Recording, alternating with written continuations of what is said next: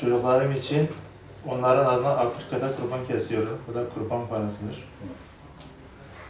Allah kabul etsin inşallah.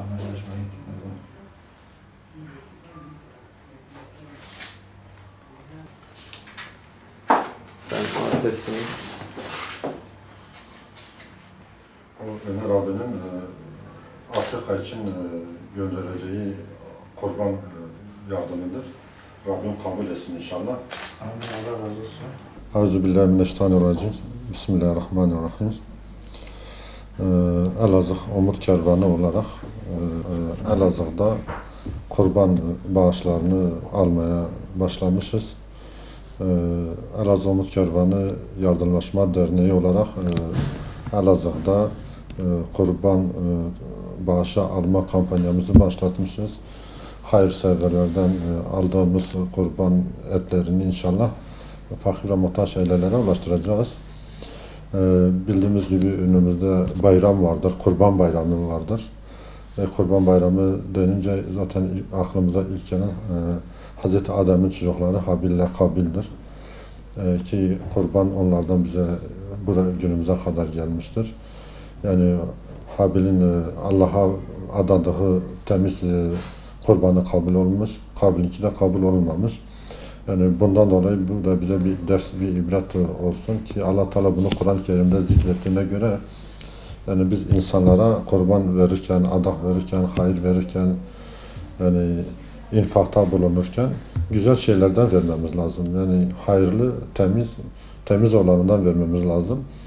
Yani ki kendimiz için istediğimiz şeyleri, aynı şeyleri karşıdaki insanlar için, kardeşlerimiz için de istemeliyiz. Yani bu seneki Elazığ'da kurban bedelimiz küçük baş 1200 TL, büyük baş hisse yani bir hisse 1500 TL'dir. Aynı zamanda biz Elazığ Umut Kervanı olarak Elazığ'a yönelik kurban çalışmalarımız devam ediyor. Yani bizler Elazığ'da Umut Kervanı olarak tespit ettiğimiz yani yüzlerce aile vardır. Yani mağdur, muhtaç, yetim, dul aileler vardır. Ki biliyoruz Elazığ'da yaşanan büyük bir deprem oldu. Bu depremden dolayı evleri yıkılan, evlerini bırakıp konteynerlerde kalan yüzlerce insan var, yüzlerce vatandaş vardır. Yani şu anda fakir ve muhtaç ailelerin gözü Elazığ Umut Kervanı'ndadır. Yani ki derneğimize geliyorlar, başvuruyorlar, bizden kurban eti talebinde bulunuyorlar. Yani bizler de Elazığ Umut Kervanı olarak muhtaç ailelerin yüzünü güldürelim, güldürmek istiyoruz. Yani hayat birlikte güzeldir. Yani gelin birlikte bir çalışmayla yani et ulaştıramayacağımız bir ev kalmasın, ev ulaştıramayacağımız bir konteyner kalmasın. Ki Elazığ bölgesi olarak 3 yerde konteyner yerleri vardır. Biz o konteyner yerlerine de et dağıtmayı düşünüyoruz. Yani Elazığ Umut Kervanı olarak fakir muhtaç ailelerin yüzünü güldürmekle onların mutfak sevinci olmak istiyoruz. Onların yüzünü güldürmek istiyoruz ki bayram denince zaten sevinç aklımıza gelir. Yani istiyoruz ki fakir ve muhtaç aileler bu bayramı boruk geçirmesinler. Yani mağduriyet yaşamasınlar. Yani bundan dolayı hayırseverlerimizden, kurbanlarını kesecek olan hayırseverlerimizden ki neticede bir farizadır, farz olan, gücü yeten herkesin kurbanlarını kesmesi lazım.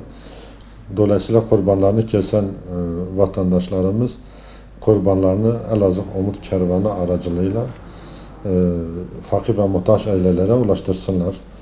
Onlardan vekalet alarak, vekalet yoluyla gidip kurbanlarımızı alacağız. Küçükse küçük, büyükse büyük. Yani bizim öncelik tercihimiz büyükbaş hayvan alıp hisse 7 hisse olarak büyükbaş alıp o şekilde kurbanlarımızı keseceğiz inşallah. Ve keseceğimiz bu kurbanları ki tespit ettiğimiz aileler vardır. Hepsinin evlerini biliyoruz. Yani ortalama 600 küsür muhtaç aile vardır. Yani biz her Ramazan'da yaptığımız yardım çalışmalarıyla beraber kurban bayramlarında da her sene et dağıtıyoruz binlerce aileye. yüzlerce aileye et dağıtıyoruz, et ulaştırıyoruz. Bu sefer de istiyoruz ki bu sene hepsine et ulaştıralım. Bu seneki mağduriyet daha yüksektir, daha fazladır. Çünkü depremden sonra biliyoruz, koronavirüsten sonra yani insanlarımızın çoğu şu anda işsizdir, iş bulamıyor. Yani biz bunlara aynı nakdi gıda yardımının yanında Kurban Bayramı'nda da inşallah bu fakir ve muhtaç ailelere kurban eti de ulaştıracağız inşallah. Hayat Birlikte Güzel kampanyasıyla bu çalışmamızı yürüteceğiz. Onun için hayırseverlerden ve kurban kesecek olan vatandaşlarımızdan talebimiz Elazığ Umut Kervanı üzerinde bu yardımlarını, kurbanlarını ulaştırsınlar. Rabbim şimdiden yapmış oldukları ve yapacakları hayırları kabul etsin. Kurban kesenlerin kurbanlarını Rabbim kendi indinde kabul etsin. Onların günahlarına kefaret etsin inşallah. Ve onları kaza belalardan muhafazasına vesile kılsın. Elazığ Umut Kervanı adına şimdiden tüm dünya Müslümanlarının Kurban Bayramı'nı kutlar. Rabbim ümmeti Muhammed'e hayırlara vesile kılsın inşallah. Allah'a emanet olun.